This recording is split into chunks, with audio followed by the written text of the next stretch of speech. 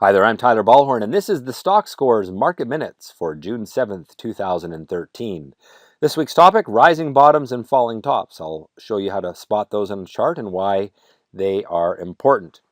All right, so rising bottoms generally are a sign of optimism among investors. Falling tops are a sign of pessimism. We want to avoid trades that go against the mood of the market. Now you can see falling tops on a weekly chart, a monthly chart, a daily chart, even an intraday chart. And what's important is that you don't want to buy when there are falling tops. You want to buy when there are rising bottoms. Here's a chart of Athabasca Oil Sands. This is a stock that's done pretty poorly over the last year or so. And you can see that throughout the downward trend, we've had falling tops. Now, it's very recently that the stock has started to build rising bottoms. It built its first rising bottom about 2 weeks ago, broke from that higher, and that has started this little upward trend that the stock has been in the very short term. Now, this is the first time in many months that the stock has been able to build a rising bottom. And this is a real good lesson that no matter how much you like a stock, don't consider buying it until you see those rising bottoms start to form. And that on this particular stock just started to happen. So whatever stock you're looking at, whether you're a day trader looking at a 2-minute chart or a long-term investor looking at a monthly chart, look for whether there are rising bottoms on the chart or falling tops, and don't fight the mood of the market. All right, so the mood of the market with the S&P 500 remains optimistic because we have rising bottoms. This is a 3-year weekly chart that I'm looking at here. You can see that over the last 3 weeks, we've had a pullback to that upward trend line. We bounced nicely off of that this week, and so the buyers remain in control. If that upper green line gets broken, which it hasn't yet, but if it does, then we should expect the market to fall to the next green line below that. That is the longer-term upward trend line. But for now, as I said, the buyers remain in control. They had a pretty good endorsement of strength this week, late this week, after 3 weeks of pullback, and it looks to me like the upward trend continues. Now, the TSX market has built a falling top recently. It's got rising bottoms in the very longer term, but this recent high of 2 weeks ago is a falling top from the previous high, and therefore generally you should be pessimistic about the Toronto Stock Exchange. Treasury bonds are in a falling top environment. That means the sellers are in control, and this market moved down through support this week. This is a negative for the stock market because falling bond prices means rising yields. That means that it's a little bit more desirable to buy bonds than it is to buy stocks.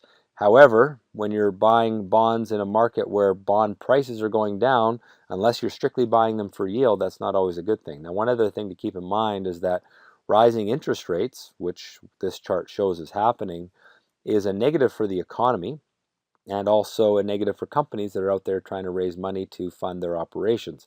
I don't think that's a huge issue for this market, but it does show you here that bond prices are likely to continue to fall in the near term, and we're likely to therefore see a continuation in a rise in interest rates. The US dollar, which is important particularly for commodities, has been falling the last 3 weeks. Had a pretty weak week last week. It finished the week okay with a little bit of strength, but it looks to me like we're headed down towards support at the green line. That falling US dollar is actually helpful for Canadian commodity stocks. They've tried to stabilize recently. I've been a little bit of an optimistic short-term trader on some of these mining stocks and that sort of thing. And what's helping here is the US dollar. Still lots of work to do. The US dollar is far from in a downward trend. It's really just in a sideways trend with some short-term weakness. So we shouldn't overplay the message here in the market. It's not particularly good or bad. It is, however, in the short term, perhaps giving some stability to those commodity stocks which have suffered so bad.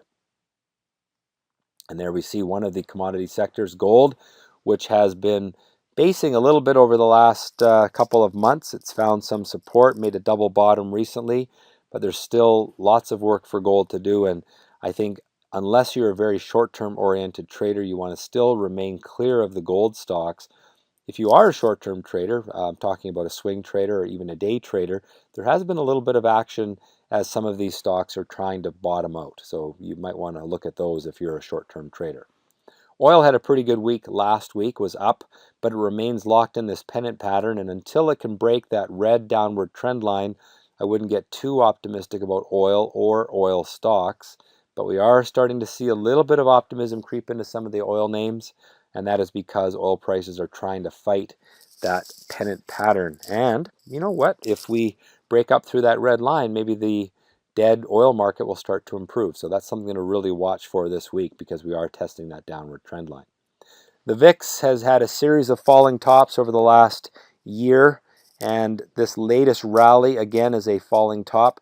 There are, however, starting to be a little bit of a rising bottom building, and that is sort of indicative of the general mood out there in the market, which is as we go into the summer, people are starting to wonder if maybe the bull market is losing steam. And that's why you're starting to see a little bit of fear come in as evidenced in the fear index, the VXX. So my outlook then, I am bullish on US stocks, but recognizing that there's a fair amount of risk there. Neutral on Canadian, neutral on gold, neutral on oil. I think gold and oil are stabilizing, but gold is still not showing any long-term optimism, and oil may soon break out of that pennant pattern. U.S. stocks bounced well off of the upward trend line this past week, showing that the buyers remain in control. It is a case, however, that the market is risky, and it is likely that the buyers will be tentative in the short term.